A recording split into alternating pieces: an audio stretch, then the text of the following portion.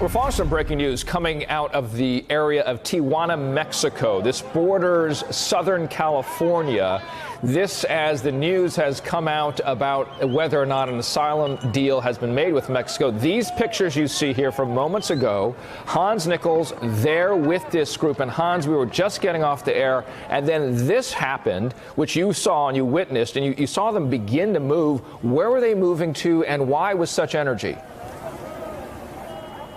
Well, David, the situation has changed dramatically in the last 20 minutes or so. What's happened is that the migrants that were prevented from crossing the bridge, they wanted to come in, go over the bridge and get to the U.S. border, which is right there. Instead, they ended up coming, and they're here in this bridge, here that's trying to cross this river. As you can see, it's quite a dirty river. The smell of sewage is quite strong. So what you have here is migrants trying to make and literally storm the border here. Now, right there is the San Ysidro point of entry. That's the normal back and forth where it goes. There's a bridge above that where they normally would cross, but because that was blocked by Mexican police, they are trying to cross this way.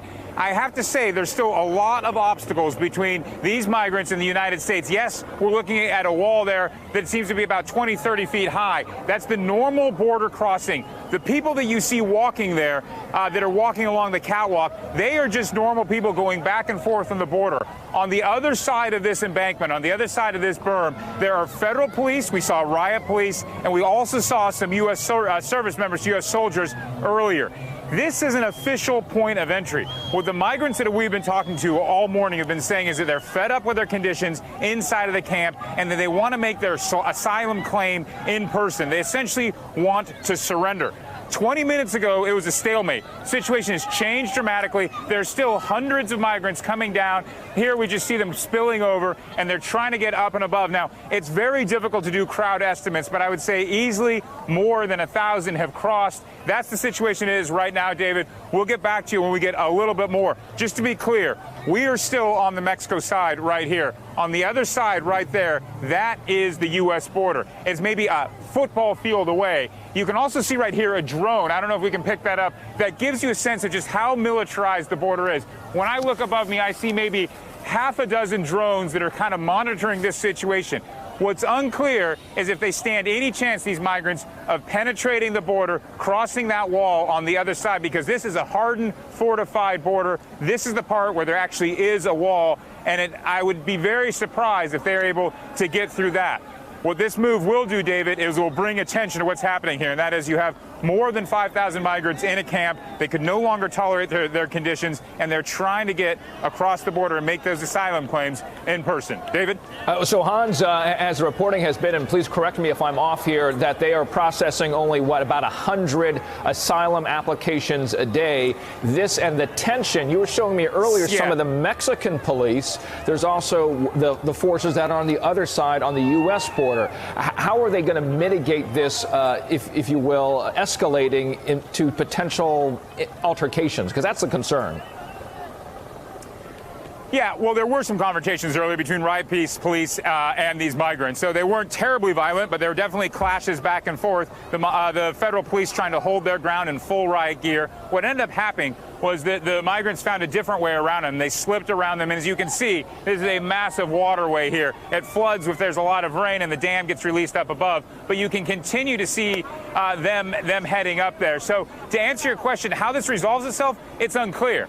One possibility is that the 5,000 migrants that were inside the camp make it to basically the base of the San Ysidro point of entry. That happened a few months ago, and that put pressure on the U.S. government to process those asylum claims faster.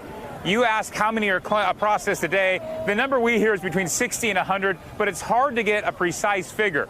What the Trump administration wants to do is process all of those asylum claims inside of Mexico. If that ends up being what the ultimate deal is on December 1, that means these guys have only 5 days to make their claims in person on U.S. soil. Richard? Hans, you've been there. Give us a sense of the migrants themselves. Are we seeing many mothers and children, men versus women, old versus young? And what's the state of them right now? Are they clean? Are they able to get the services they need?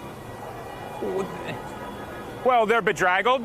They do have water. They do have some showers that they can share. You know, this is about a 30-degree embankment where they came down. And when I was coming down, there were several mothers with strollers. We just saw a father come down here. We could swing out. This gives you a sense. That child there looks to be about 2 years old, being held by a gentleman, potentially his father. It's very hard. And then up here, we have some more strollers coming down. It's really hard to do a full census of just what the makeup of these migrants are. You do see a lot of children. You also see a lot of men. Yeah. And Hans, what's the sanitation level? Because that would be a question, right? As they are moving so many hundreds of miles now, they've been out moving north for so many weeks. Well, there are showers. There are porta potties. We heard some reports of porta potties overflowing.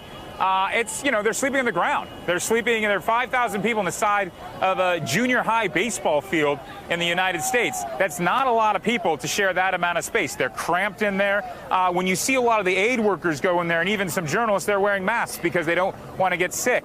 But in general, they do have, there is the opportunity to get meals. Sometimes they're charged, sometimes they're given away, and there is running water. But I have to say, now it looks like most of these guys, the flow has slowed down here. But what these guys are following, they're basically going over an open sewer here. The stench from this river is pretty overpowering, and they're walking over. We've seen some people slip in the sludge here on their way in. They're going over this and trying to get up there. So to answer your question, yes, they do have access to showers, but 5,000 people living in that close quarters, there are bound to be some sanitation issues. Richard? Yeah, so well described. Great to have you there. NBC's Hans Nichols there in Tijuana, Mexico, following this breaking story now as we see the movement right behind him of some of the migrants going towards the U.S.-Mexico border. Hey there, I'm Chris Hayes from MSNBC. Thanks for watching MSNBC on YouTube. If you want to keep up to date with the videos we're putting out, you can click subscribe just below me or click over on this list to see lots of other great videos.